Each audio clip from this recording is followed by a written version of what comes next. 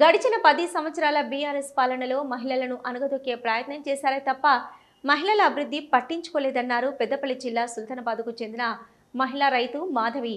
కాంగ్రెస్ ప్రభుత్వ హయాంలో మహిళలకు అన్ని రంగాలలో సమాన అవకాశాలు కల్పించి ఇందిరమ్మ రాజ్యాన్ని తీసుకురావాలని కోరారు.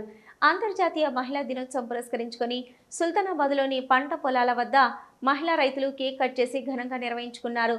బాణసంచ పేల్చి నృత్యాలు చేసి సంబరాలు జరుపుకున్నారు. ఈ కార్యక్రమానికి ముఖ్య అతిథిగా Sultanabad municipal chairperson Gajala Lakshmi Rajamallu, ward councillor Kukatla Gopi Yadav పాల్గొని మహిళలకు శుభాకాంక్షలు తెలియజేశారు. ఈ సందర్భంగా మహిళలు చేసిన నృత్యాలు ఆకట్టుకున్నాయి. మహిళా అంతర్జాతీయ దినోత్సవం జరుపుకోవడానికి కారణం 1908లో అమెరికాలోని న్యూయార్క్లో ఈ ఉద్యమం స్టార్ట్ అయింది. దేనికోసం? మెరుగైన కూలీ, తక్కువ పని దినాలు, మహిళలకు ఇంతకుముందు అప్పటికి ఓటు హక్కే లేకుండే.